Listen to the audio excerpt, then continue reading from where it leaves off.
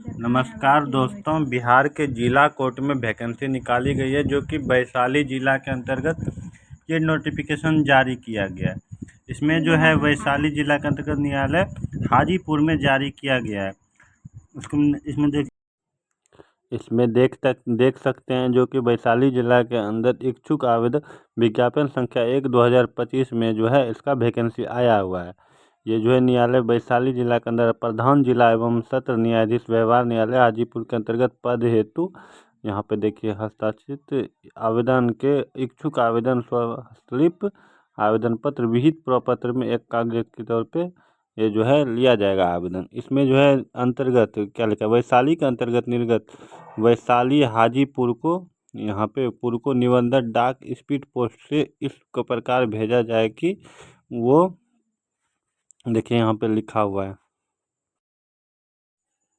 District court का जो vacancy होता है वो किस वेबसाइट पे आता है, ये आप लोगों को हम बता दें कि जैसे कि आप लोगों का मान लीजिए कि भागलपुर डिस्ट्रिक्ट है, तो आपको सिंपल से गूगल पे आ जाना है, वहाँ पे लिखना है आपको भागलपुर.nic.in, उसको सर्च कर लेना है। जो कि फर्स्ट वाला जो भी लिंक खुलेगा उसी लिंक पे आपका जो है भागलपुर डिस्ट्रिक्ट का आवेदन लिया जाता है। तो ऐसे ही हर डिस्ट्रिक्ट में जो आप चेक कर सकते हैं, तो वहाँ पे दिया जाएगा आपको। जैसे कि आपका जो भी डिस्ट्रिक्ट है, जैसे कि मान लीजिए खगड़िया है तो खगड़िया.nic.in लिख देना।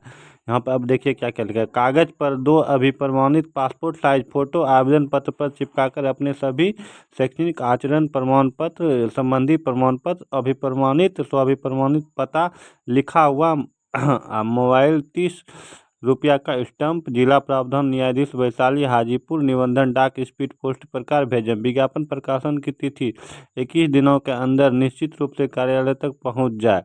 अधूरा दोषपूर्ण विलंबे पहुंचने पर कोई भी कार्रवाई अस्वीकृत की जाएगी। पद का नाम अनुसेवी पूर्ण तरह से अस्थायी है।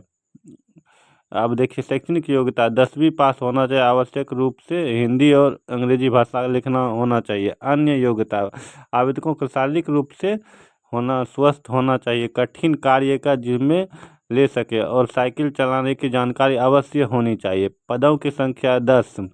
बिहार सरकार में लागू आरक्षण नियमों का पालन किया जाएगा।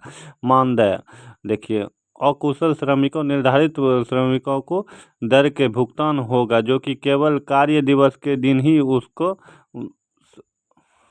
संवैधानिक देय राशि दिया। जैसे कि आप समझ सकते हैं, यहाँ पे आप जिस दिन की ड्यूटी जाते हैं उसी दिन आपको सिर्फ पेमेंट दिया जाएगा, अन्यथा आपको पेमेंट नहीं दिया जाएगा। जैसे कि देखिए यहाँ पे 300 रुपया लिखा गया है, 300 से 500 आपका मजदूरी रखा जाएगा, जो कि इसी के आधार पे आपका जो है जो कि ये होगा। तो चलिए 10 से 15 हज़ार आपका जो है सैलरी रहेगा मंथली का। तो अब हम आपको बता दें कि इसमें फॉर्म कौन कौन अप्लाई कर सकते हैं। असमादेश आवेदक के भारत सरकार का नागरिक हो और शारीरिक एवं मानसिक रूप से स्वस्थ हो, अच्छे चरित्र का हो। यहाँ पे देखिए लिखा गया है सारा चीज़ अच्छे चरित्र का। आयु सीमा जो है वो भी अब बता देते हैं। आयु सीमा भारत सरकार के कानून सुधार के संकल्प में 18 से जो है आप लोगों का आयु सीमा ली जाएगी। 1 जनवरी 2025 को आपको जो है 18 वर्ष होना चाहिए और 37 वर्ष तक आपका होगा। अनारक्षित वर्ग के लिए 37 वर्ष, पिछड़ा वर्ग के लिए 40 वर्ष, अनारक्षित वर्ग के लिए 40, अनुसूचित जाति को 42 वर्ष के लिए एज में छूट दी गई। अस्थाई होगी, जो कि अधिकतम 1 वर्षीय अनुसेवी की नियुक्ति होने जा रहा है। मान्य होगा अधिकतम 1 वर्ष। समझ सकते हैं, आपको सिर्फ 1 वर्ष के लिए इसमें रखा जाएगा। नहीं करेंगे चयनित अभ्यर्थियों सेवक नहीं माने जाएंगे। सरकारी सेवक को अस्थायी रूप से सुविधा के लिए हटाकर ये हकदार नहीं माने जाएंगे। सरकारी सेवा में नियमित का उनका कोई भी दावा नहीं हो बनेगा। ये आप समझते हैं। आप सबको जो है वो अस्थायी रूप से देखें। आरक्षण का लाभ केवल बिहार का अस्थायी निवासी को मिलेगा और साक्षात्कार के समय मूल निवास प्रमाण पत्र दिखाना होगा। यदि किसी स्तर पर भी यह पाया जाता है कि आवेदक अपेक्षित शैक्षणिक योग्यता नहीं रखता है, तो उनके द्वारा गलत सूचना दी गई है, तो सही सूचना छिपाने की कोशिश किया है, उनको आवेदन रद्द किया जा सकता है। आवेदन का निर्धारित नियोजन का नाम, नियोजन संख्या यदि कोई हो तो दे सकते हैं। अंतिम तिथि के बाद अधूरा आवेदन स्वीकार नहीं किया होगा। रिक्त आरक्षण एवं रोस्टर के नियमों द्वारा भरी जाएगी। सर साक्षात के लिए कोई यात्रा भत्ता नहीं दिया जाएगा। आवेदक उद्घोषणा विरुद्ध कोई भी अधिक मामला लंबित नहीं हो। यहाँ पे देखिए मामले किसी भी आपराधिक मामले में पाई जाती है तो यह पूर्णतः विवरण दिया जाएगा। अब देखिए ये फॉर्म जो है आवेदन पत्र को किस प्रकार से भरेंगे, देखिए क्या लिखा गया है जो है 10 से 12 आपको आवेदन पत्र जो है किस प्रकार से भरना है। आवेदक का नाम यहाँ पे देखिए, थोड़ा सा हम स्क्रॉल कर लेते हैं ऊपर। यहाँ पे देखिए सबसे पहले जो है यहाँ पे एक आपको पासपोर्ट साइज फ़ोटो चिपका लेना है जो कि रंगीन साइज कलर फोटोग्राफ हो। और यहाँ पे देखिए आपको आवेदक का नाम, पिता का नाम, अस्थायी प्रमाण, वर्तमान पता, योग्यता, अन्य कुछ भी, उम्र, यहाँ पे जन्म तिथि, यहाँ आपका किस जाति से आते हैं वो जो यहाँ पे आपको जन्म प्रमाण पत्र दाखिला किस जाति से आते हैं वो आपको फिल कर लेना। विकलांगता है तो उसमें यस कर देना। नियोजन का नाम, पंजीकरण संख्या यदि कोई है तो यहाँ पे डाल दीजिएगा, अन्यथा कट कर देगा।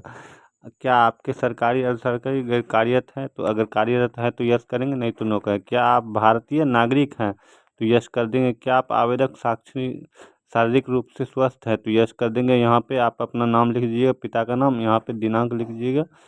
यहाँ पे आपको हस्ताक्षर कर लेना, आवेदक का यहाँ का स्थान दे देना है और प्लेस दे देना है। अब देखिए थोड़ा सा हम स्क्रॉल कर लेते हैं। यहाँ पे जैसे कि एक कॉलम बना लिए, इस कॉलम में जो है आपको क्या क्या करना पड़ेगा। देखिए आपको 2 लिफाफा लेना है, एक छोटा और एक बड़ा। एक छोटा में जो है आपका अपना घर का पता लिखना है और बड़े लिफाफे के अंदर आपको उस लिफाफे को डाल देना है। उस लिफाफे में बड़े वाले में आपको उस पते का जो है यहाँ पे एड्रेस देना है। यहाँ पे देखिए वैशाली हाजीपुर लिखा गया है, प्रधान जिला सत्र न्यायाधीश वैशाली हाजीपुर। इस एड्रेस को आपको यहाँ फिल कर देना है। उसी जो है पैकेट में छोटे लिफाफे को जो है आपको फिट कर देना है। इस प्रकार से आपको ये फॉर्म भरना है। आपके पास जितने भी शैक्षणिक योग्यता है वो सभी शैक्षणिक योग्यता का प्रमाण पत्र सभी प्रमाणित करके उसमें भर देंगे। और सबसे पहले आपको बता दें कि आपके पास डोमिसाइल सर्टिफिकेट ज़रूर होना चाहिए। वो डोमिसाइल सर्टिफिकेट जैसे कि वैशाली ज़िला का है तो वैशाली ज़िला का ही आपको होना चाहिए। कैटेगरी सर्टिफिकेट में अगर आपके पास ओबीसी है, एनसीएल है, जो भी है, तो ओबीसी तो खैर भारत सरकार में लगता है, आपका ये बिहार सरकार का जॉब है तो इसलिए आपको जो है यहाँ पे देखिए 30 रुपये का स्टम्प भी लगने वाला है, स्वपता उस पर लिख के। यहाँ पे 30 रुपये का आपको स्टम्प भी लगाना पड़ेगा, वहाँ पे लिखा गया है। इस प्रकार से जो है आपको स्टम्प लगा के उसमें डालना है, वो भी आपका फॉर्म में भरा जाएगा। इसी तरह से जो है आपको इस वैकेंसी में अप्लाई करना है। इसमें कोई भी मिस्टेक नहीं हो। आपका आधार में अगर डेट ऑफ बर्थ सब गलत है तो वो डेट ऑफ बर्थ फिल कर पहले सही करवा के तभी आपको फॉर्म भरना चाहिए। अगर आपके पास कोई भी केस या मुकदमा चल रहा है तो लंबित है तो इस फॉर्म को फिल ना करें, क्योंकि ये कोर्ट का वैकेंसी है, इसमें आप पे कार्रवाई की जा सकती है। अगर आपका चरित्र साफ है तो तभी आप ये फॉर्म को अप्लाई करें।